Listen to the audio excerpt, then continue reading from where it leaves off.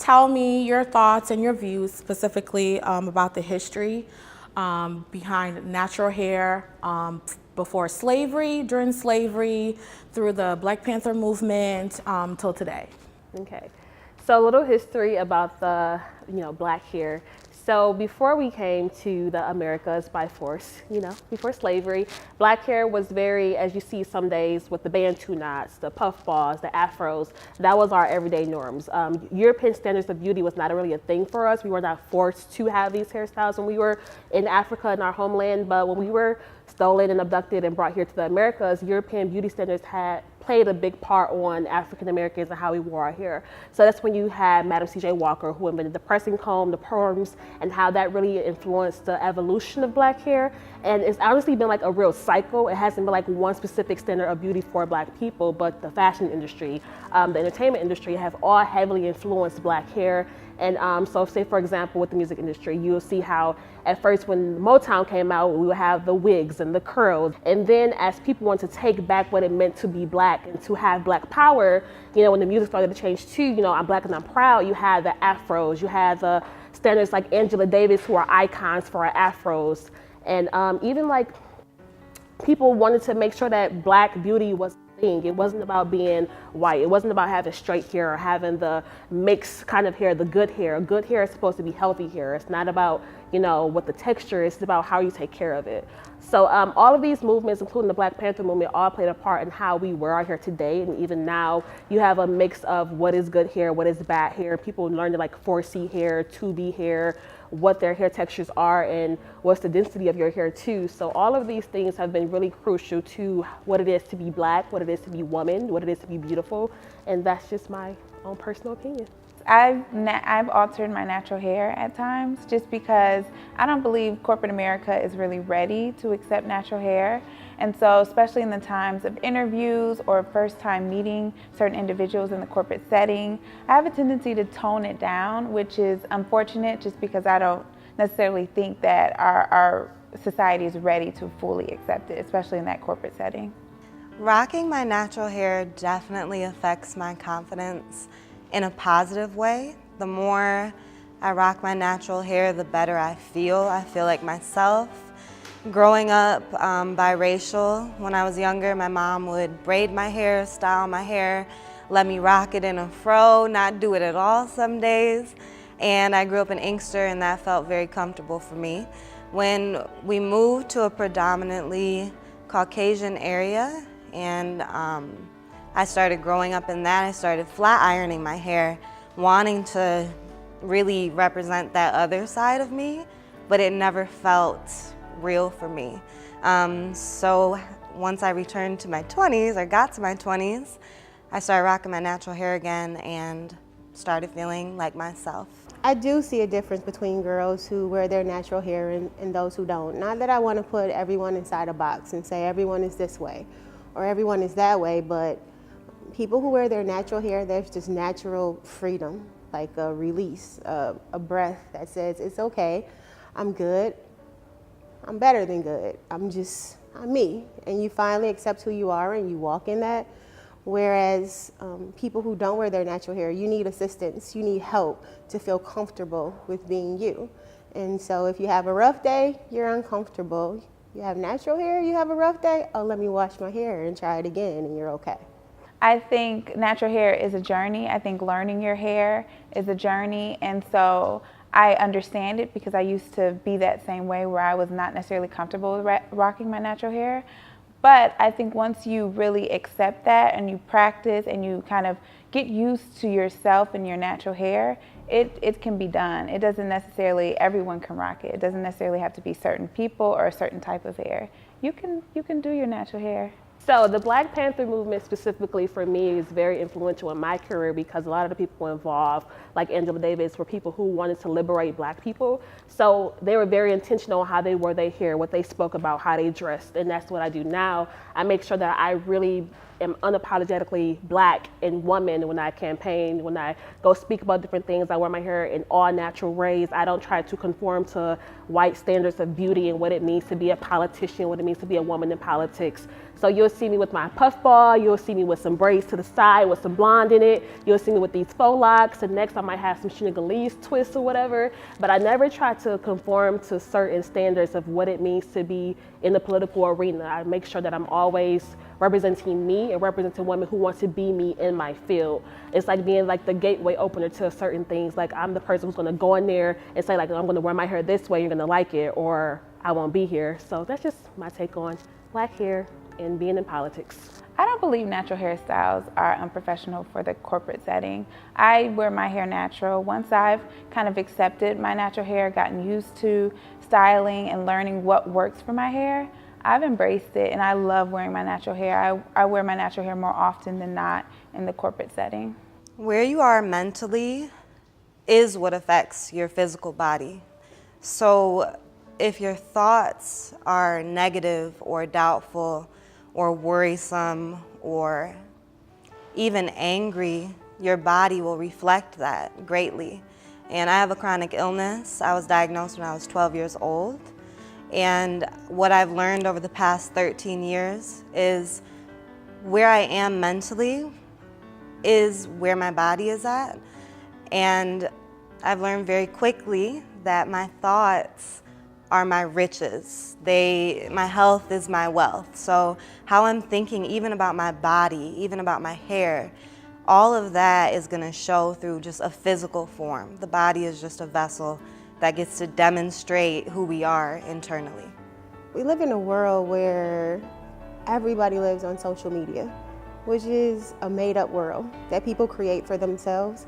Reality TV is the basis for everything, but reality TV is not real. And so everyone's trying to be like someone else. Everyone's trying to become this person who actually isn't comfortable with being who they are anyway. So when you have a movement that allows people to be free, to be who they actually are, to be okay with being themselves and give them that empowerment, there is this release where you start to see people for who they are and accepted for who they are, and they learn to love themselves. And that's just what we need right now. And as a result of my chronic illness, I really looked for things to make me mentally strong, as like the physical was very secondary. It's a lifelong illness that I knew I was gonna have to battle. And so when I found yoga, it was like this holy grail of mind-body connection.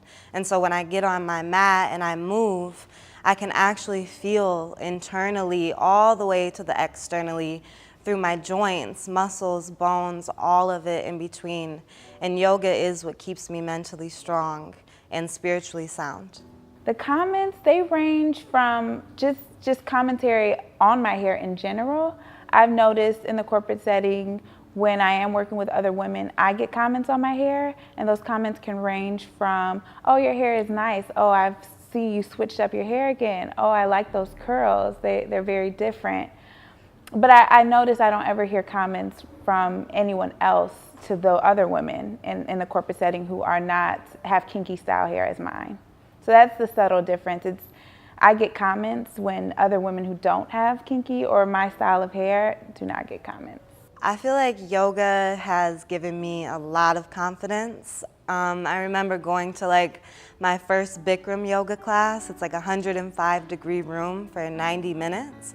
And it was the first time I had taken off my shirt and worn just a sports bra and showed my scar, which was also a result of my chronic illness. And yoga just gives me like the confidence as a woman, my physique, and just getting on the mat and being able to move freely with no kind of pressure. And even though society has their measurements on what yoga is, to be a woman of color in that space and to rock my natural hair, my natural body is empowering, and I know that it empowers other women and just other people in general. So also in the corporate setting, I always have the comments or the questions of whether they can touch my hair, and that never sits with me well because I'm not an animal, so I don't like to be I don't like them to be petting me or try and touch my hair. So I get those comments, and I notice that other women with different style of hair do not get those comments. So that's another difference I've noticed as well. If someone wanted to just embrace who they are and to be okay with them and to boost their self-esteem, I guess I would create an image. If you go to the store and you want to buy a t-shirt, you can go to any store and buy a regular white t-shirt. Things that are common don't stand out. There's nothing unique, there's nothing special, you can get it anywhere. The things that tend to have value are those things that are one of a kind, those things that are unique and authentic. And if we find value in things that are one of a kind, why not allow ourselves to be that one of a kind, that genuine person, that unique person? I believe that we were all born at a set time, for a set reason, for a set group of people. And if you struggle trying to be like someone else, you'll miss being who you were purposed to be. You'll miss the reason that you were born, the reason why you were created. So I say walk in your gift, walk in your realness, walk in who you were supposed to be, because that's the gift you give into the world every single day. I have said that I would not rock certain styles if I wasn't in corporate America, because I just do not believe that corporate is ready for natural hair, not fully. I think in some ways we've evolved, but in many ways we have not. So I think there is still some ways we have to go for fully accepting natural hair, fully accepting different styles. And for me personally, I haven't worn various styles because I just don't think my corporate setting is ready for that.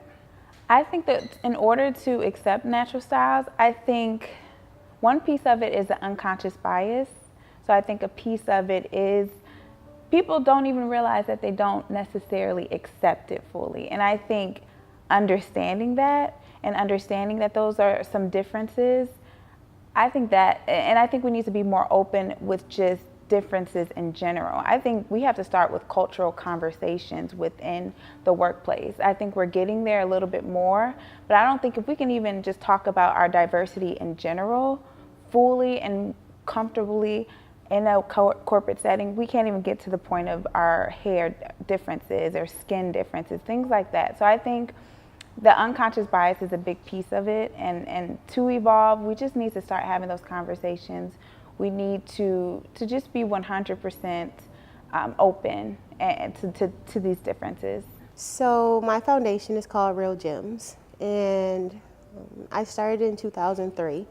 And mostly I saw girls who were uncomfortable with being who they were, who were making choices, whether they thought they were good choices or bad choices, to fit in and to be a part of someone else. So my only strategy is to love them completely, just the way they are, to give them a feeling of acceptance just as they are. No one's perfect. Let them know that no one's perfect. Give them the tools that they need to work on whatever they need to work on. Provide exposure so that they never have to be in a place where they feel less than. And then more than anything, I pray for them openly. I pray for them with them and allow them and push them and encourage them to just be whoever they are. I speak into their life, and I speak life into their life. My nonprofit, Prim and Prosper, is an organization, mentoring organization for young high school girls, and we really focus on encouraging girls to walk in their God-given purpose and not compromise who God has created them to be for the appeasement of others. Through that organization, I think one thing that is important with just your natural journey or accepting who you are is our confidence pillar. Within that pillar, we really focus on just understanding who you are, accepting who you are, and really building yourself up. Because this world is cruel, and as soon as you step out of the door, society wants to tell you everything that is wrong with you. So you need to build yourself up. You need to speak to yourself, and you need to surround yourself with other women who speak life into you in a sense. And you really need to surround yourself with other women that are empowering you, that are supporting you, that are telling you how beautiful you are. So it's who you're surrounded by, and it's also what you feed into yourself. That's what the organization strives to do. We strive to be that support system, that encouragement for those young girls, and we also live by example. We show these girls that they can be their own support system. You have to be your own #1 fan before you walk out of that door, because society will tear you apart. If there was a girl being challenged with low self-esteem, I would tell her, honestly, confidence and having a confident self That's a journey. And like I said, I think it is important that you have to practice those positive affirmations. You have to surround yourself with people who are encouraging, and you have to build yourself up. It depends on what you're watching, what you're listening to. You really have to feed your spirit with those positive affirmations and with understanding the beauty that you have. So if a girl was suffering with low self-esteem, I would really let her know, what are you opening yourself up to? Who are you surrounded by? What are you listening to? What are you telling yourself? How are you building yourself up? And let's work from there, because if we can change the mindset, then we can help you to walk and feel beautiful regardless of what others think of you and how you appear to them. So Infinite Hair Growth Products is a brand that aspires to inspire. And with this campaign, we really wanted to just inspire women to be themselves and to let them know that there are infinite ways to be beautiful. And that you don't have to listen to what society says and their standards of natural beauty or feel ashamed to rock your natural hair. We want to inspire people to be bold, beautiful, and infinitely you. So we want to leave you with one question.